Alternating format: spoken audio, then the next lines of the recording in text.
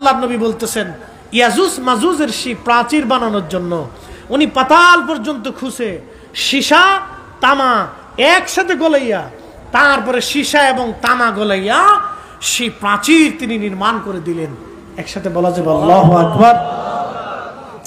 আল্লাহ রাসূল বললেন বিরাট বড় এই প্রাচীর, প্রত্যেক দিন ইয়াজুজ মাজুজ এত বড় নিকৃষ্ট তারা জিহ্বা দিয়ে এটা চাটতে থাকে এবং হাতুড়ি দিয়ে সেটা ভাঙার জন্য চেষ্টা করতে থাকে। প্রত্যেক দিন ভাঙতে ভাঙতে একেবারে শেষ প্রান্তে চলে আসে। সারা দিন ওরা ভাঙতে থাকে, সকাল থেকে সন্ধ্যা পর্যন্ত এই প্রাচীরটা ভেঙে পৃথিবীতে আসার জন্য চেষ্টা করতে থাকে। আল্লাহ রাসূল বললেন প্রত্যেক দিন সকাল থেকে সন্ধ্যা পর্যন্ত তারা ভাঙতে চেষ্টা করে, কিন্তু না, সন্ধ্যা যখন ঘনায় যায় তখন তাদের যে বাদশা আছে, রাজা, সে রাজা বলতেছে চল ফেরত চলে যাই, বাকি কাজ আমরা কালকে করব। এইভাবে চলে যায়। আবার আল্লাহর কুদরতি ভাবে ওই প্রাচীরটা আল্লাহ আবার ওইরকম পুনরায় নির্মাণ করে দেয়। পরের দিন আবার কাজ শুরু করে ভাঙ্গা। সন্ধ্যাবেলা একই কথা, চল আমরা কালকে আবার শুরু করব। আল্লাহর নবী বললেন কিয়ামতের পূর্ব সময়ে যখন ইয়াজুজ মাজুজ আসবে, দাজ্জাল আসার পরের ঘটনা এটা। দাজ্জাল আসবে, দাজ্জালকে হত্যা করা হবে, তারপরে ইয়াজুজ মাজুজ আসবে। সারা পৃথিবীতে ইয়াজুজ মাজুজ তখনই বের হবে ওই যে সেই বিরাট বড় প্রাচীর, এই প্রাচীরের কাছে যাইয়া তারা খনন করতে থাকবে, ভাঙতে শুরু করবে।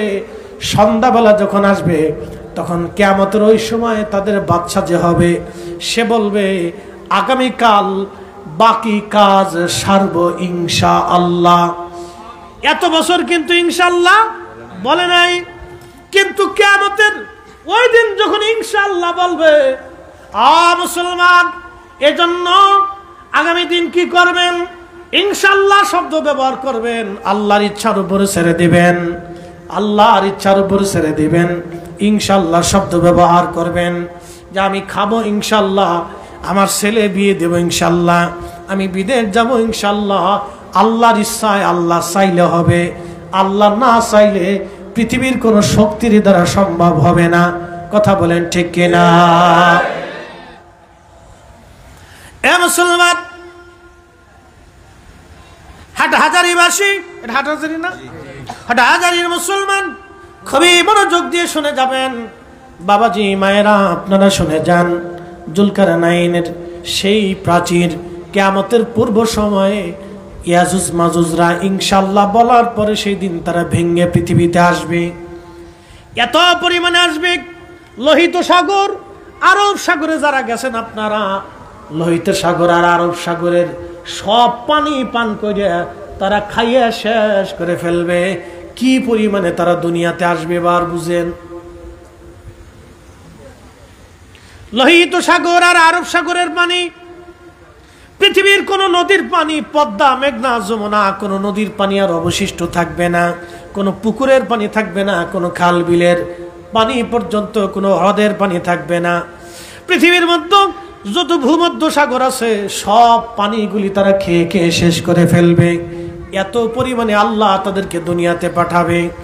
আল্লাহ নবী বললেন উম্মত কিয়ামতের ময়দানে আমার উম্মতের ভিতরে 1000 জনের একজন জান্নাতে যাবে, বাদ বাকি 999 জন জাহান্নামে যাবে।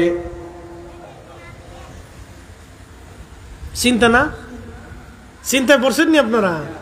বিরাট চিন্তায় পড়ে গেছেন যে 1000-এর ভিতরে 999 জন জাহান্নামে আর একজন জান্নাতে, তাহলে কারা? সাহাবায়ে কেরাম চিন্তায় পড়ে গেলেন। আল্লাহর নবী বলেন ভয়ের কারণ নাই, ওই 999 জন হবে ইয়াজুজ মাজুজের দল। আল্লাহু আকবার। না, আরো জোরে, আরো জোরে, আরো জোরে, আরো জোরে। 999 জন ইয়াজুজ মাজুজ আর একজন আমার এই গরিব উম্মত, আমার উম্মত, আমার উম্মত, আমার উম্মত, অর্থাৎ উম্মতের 100 জনের 100 জন জান্নাতে। না, হয় নাই, আরো জোরে, আরো জোরে, আরো জোরে। তাহলে রাসূলুল্লাহ পাইয়া আমরা খুশি, এই জন্য মিলাদুন নবীর মাহফিল কিয়ামত পর্যন্ত হায়াত হলেও চলবে। হাত করে বলেন ঠিক না বেটা? এত বড় দামি নবীর উম্মত আমরা হইলাম, আল্লাহর নবী ডাক দিলেন উম্মত, চিন্তার কারণ নাই। 1000-এর মধ্যে 999 জন হবে ইয়াজুজ মাজুজ, আর একজন হবে আমার উম্মত। তার মানে 100 জন উম্মতে 100 জনই জান্নাতে চলে যাবে, রাহমাতুল লিল আলামিন। কাজী নজরুল কত চমৎকার বললেন, শ্রেষ্ঠ নবী দিলাম রে তরিয়ে নিতে রোজ হাসরে, শ্রেষ্ঠ নবী দিলাম রে তরিয়ে নিতে রোজ হাসরে, পথ না ভুলি তাই তো দিলে পাক কুরআনের বাণী, খোদা তোমার মেহেরবানি। বলেন সুন্দর ফুল সুন্দর ফল মিঠা নদীর পানি, খোদা তোমার মেহেরবানি, খোদা তোমার মেহের।